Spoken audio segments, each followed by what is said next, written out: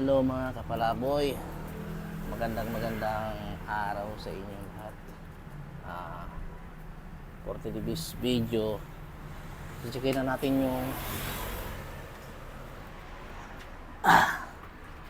ating baterya na tinik kahapon. Ito na yung pangalawang isang araw niyang charge.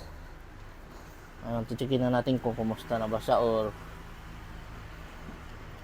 tumaas na ba yung voltahe niya or hindi. Malalaman na natin itong mga kapalaboy. So ito na,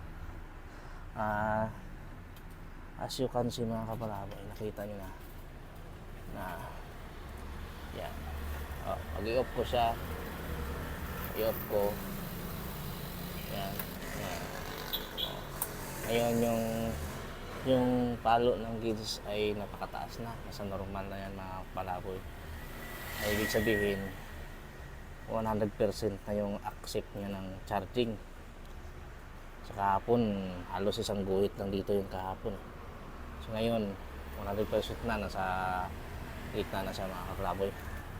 Ngayon ito na, malalaman natin ngayon kung hanggang kung ilan na yung voltahe niya, kasi testingin na natin. Ito na.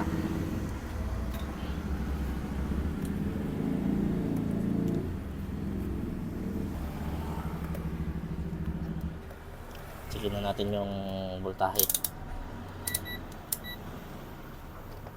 Yan. Nakikita nyo naman siguro kung yung voltahe niya, kung no.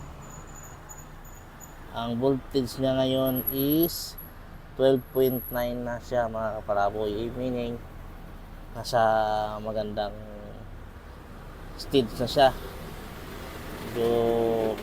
Pero bago natin makita kung talagang full charge ang isang baterya, ay siyempre checkin din natin yung tubig ng baterya, yung gravity niya, kung talagang lumabas na ba o hindi pa. Ngayon checkin natin. Kahapon is patay na patay yung tubig, almost zero, talagang zero. Ngayon titingnan natin sa ngayon mga kapalaboy, ang reading ng tubig niya ay nasa 1100 na. Napakababa pa rin, pero ibig sabihin may response na siya, tumaas na ng konti. Kailangan natin mapaabot sa puti yung gravity ng tubig niya dito mga kapalaboy, para makita natin kung full charge or malakas na talagang baterya. Yan. Pero yung reading ng voltahe okay na, nasa 12.9 na, pero hindi pa naman talagang 100% na fully charge. Nasa ano na tayo, 40%. Yan. Malalaman natin to pagka na fully charge na siya, kung talagang nabuhay nga ba natin o hindi. Ayun, ganun lang kadali magbuhay ng baterya na stock ng halos isang taon mga kapalaboy. Kailangan mo lang ng sundin yung proseso ng ginawa ko nung unang araw. Kasi pag i-direct mo ng karga to, salpak mo na agad sa charger, hindi to mag-accept ng charging dahil nga patay na patay yung tubig.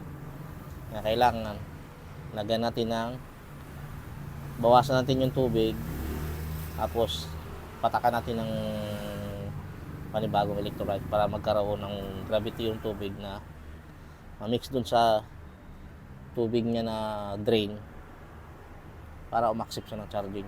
Yan ang ginagawa ko. Disclaimer lang sa akin lang po, yan, base yan sa aking experience mga kapalaboy. Hindi ko naman sinabi na perfect ako, pero yan po yung experience ko sa tagal ko na sa baterya. Yan po ang ginagawa ko lagi. So yun mga kapalaboy, nasa 40% na yung power ng baterya natin. Bukas baka natin uli i-update na naman natin kung kung kumusta na ba or ano. Sa ngayon, hindi pa natin pwede sa i-load test kasi nga mababa pa yung gravity ng tubig. Pero nakikita ko na medyo maganda na yung response niya, maganda na yung accept na yung charging, kaya ibig sabihin ito okay na yung baterya.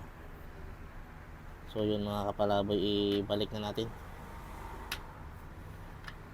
Yan, i-charge natin ulit. Update ulit tayo bukas. Hindi pa ganun kadali i-revive yung mga ganitong baterya na na-stock ng almost 1 year. Pero sa ngayon, kahit paano okay na siya. So yun mga kaparaboy, bukas abangan nyo ulit ang ating video bukas kung kumusta na. Update nyo kung update ko kayo kung kumusta na yung baterya natin, kung ilang percent na, o kaya pwede na ba natin i-load para malaman natin kung malakas o hindi. So yun lang mga kaparaboy, maraming salamat.